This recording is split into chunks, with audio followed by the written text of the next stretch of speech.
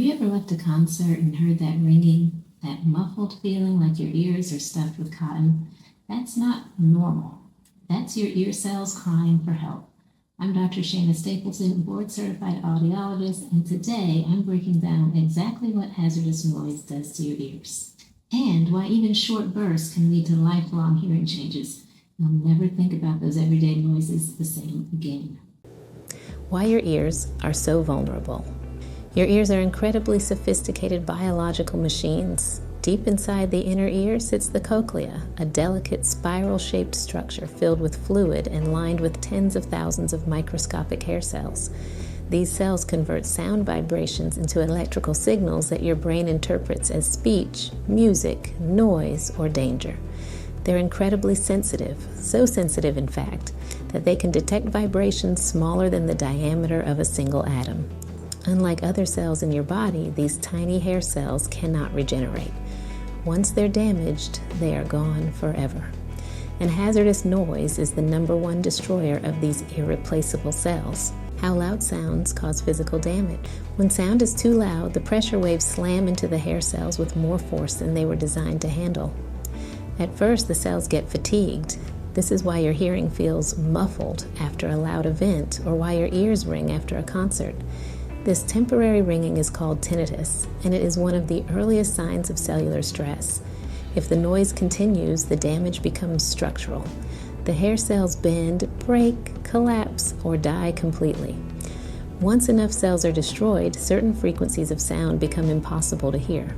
This is when early hearing loss begins, even if you're still young. Over time, loud noise also damages the auditory nerve fibers that transmit signals to the brain.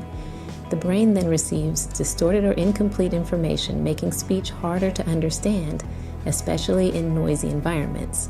Many people mistake this for other people mumbling, when in reality their ears simply cannot process sound clearly anymore. The slow, invisible decline no one talks about. One of the most dangerous aspects of noise-induced hearing damage is how gradually it happens. You don't lose your hearing overnight. It happens so slowly that the brain adapts. You start turning up the volume. You ask people to repeat themselves more often. You stop noticing quieter sounds like birds, air conditioners, or the clicking of keyboards. By the time most people realize something is wrong, they've usually lost a significant portion of their hearing. Because the damage was painless and progressive, they never recognize the warning signs. This slow decline is why doctors call hazardous noise a silent epidemic. Billions are exposed daily, and most will never know the damage they're accumulating until it's too late.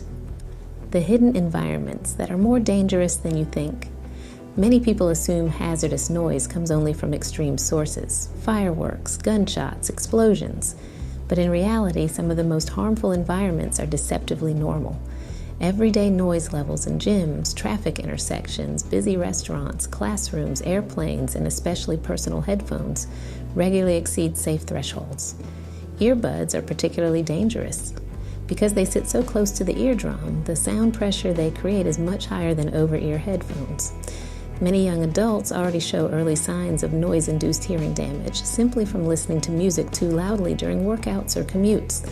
The human ear was never designed for modern levels of constant noise exposure, and today's world is filled with sound far more intense than anything humans encountered across thousands of years of evolution. The brain suffers, too.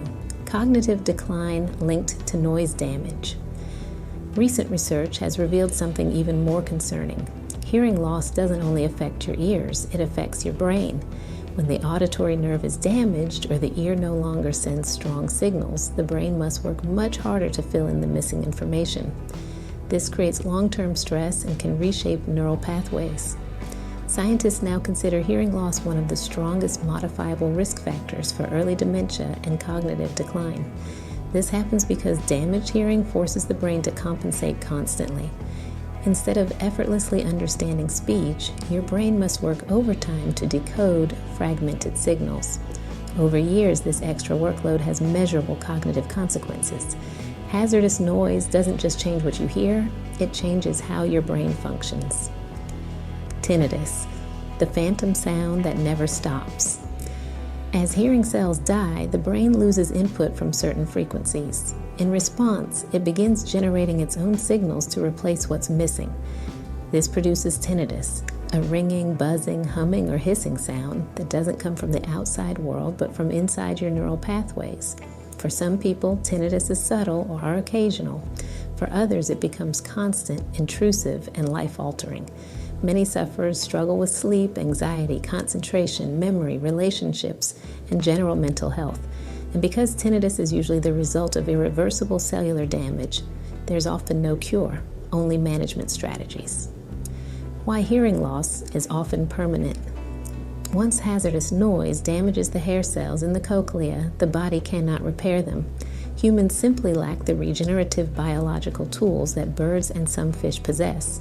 Scientists are working on gene therapies and stem cell approaches to regrow hair cells, but these technologies are still in experimental stages.